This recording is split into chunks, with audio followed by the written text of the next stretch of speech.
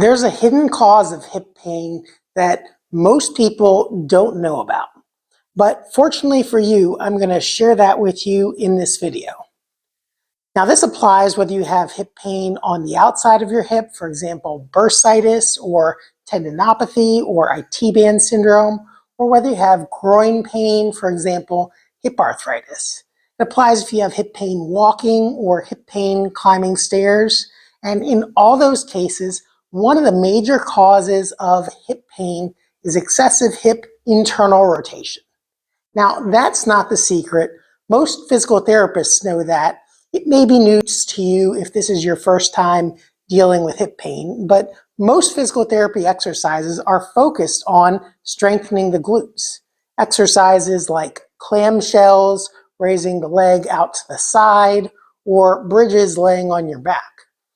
And those are all really good exercises that are good for hip pain.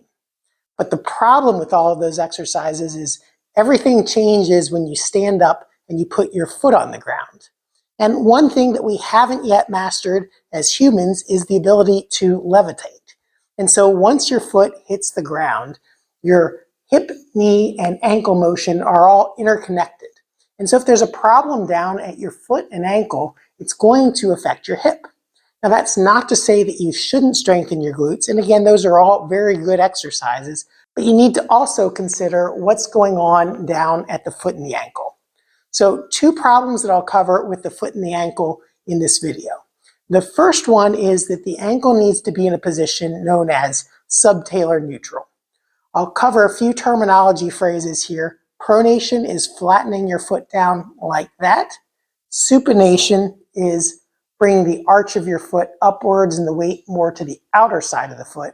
And subtalar neutral is a position that's kind of halfway between those two. So if you go all the way into pronation and then go all the way into supination and then come about halfway back in between. And that's where a bone in your ankle called the talus is optimally aligned between the two lower leg bones in order to give you the most optimal flexibility and mobility out of your ankle when you go to take a step. So find that subtalar neutral position, go all the way into pronation, all the way into supination, and then come about halfway back in between.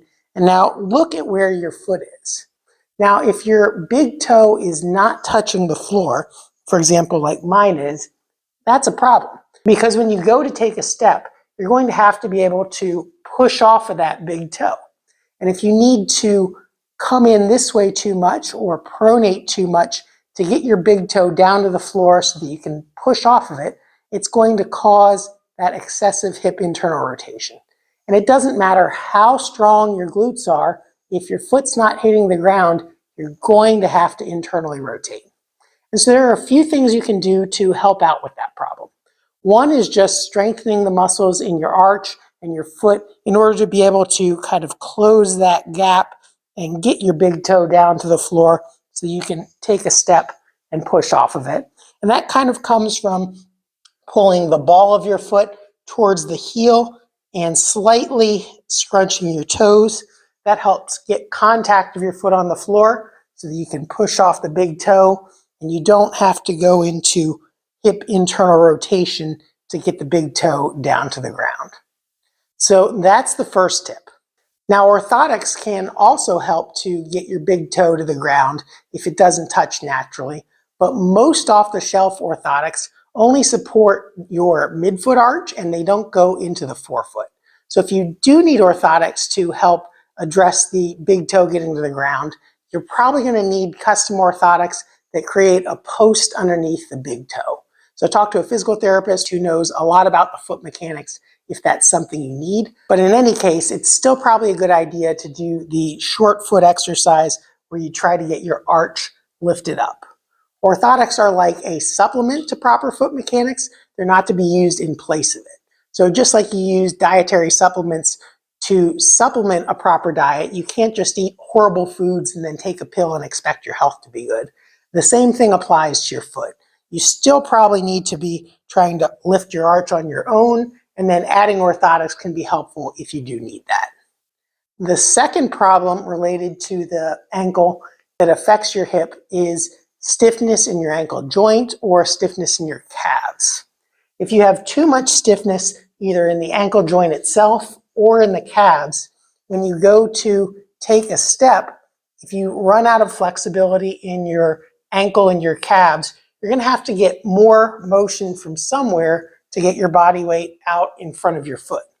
And you can do that by moving at another joint called the subtalar joint. And the primary motion at that subtalar joint is pronation and supination.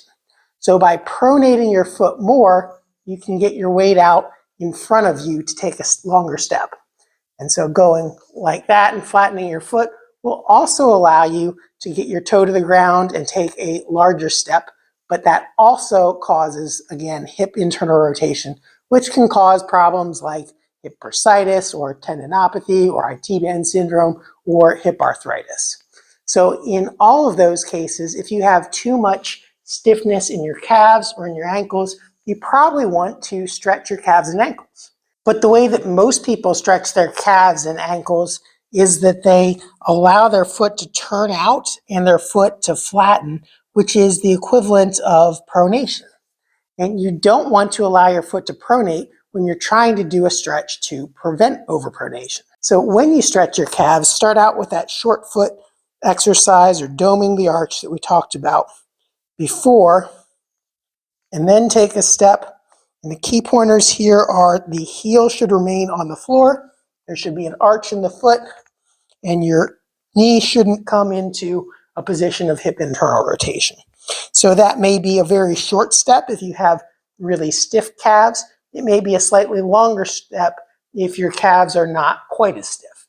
But just go to the point where you can comfortably. You may not feel a really, really strong calf stretch. You may just get to the point where you run out of motion or you can't go any farther without your heel coming up off the floor or without your foot flattening down. And that's okay. So to review the two tips related to your foot and ankle and how they can affect your hip pain, number one is the big toe not touching the ground. And you can fix that problem by doming the arch and potentially adding orthotics if you need it. The second problem is stiffness in your ankle joint or your calves, and you can fix that by doing a calf stretch, but making sure that you keep your foot and ankle in the proper position when doing so. Now, there are other things besides your foot and ankle mechanics and your glute strength that affect hip pain. Those mostly affect you when you are walking. And although we do a lot of walking in our everyday lives, we don't walk 100% of the time. The way that you stand, the way that you sit, and the way that you sleep also can affect your hip pain. So feel free to check out those other videos to get tips on how to do those things in a better way to help your hip. But before you go, if you found this video helpful, give it a like and subscribe to our channel so you can get notified of our future videos.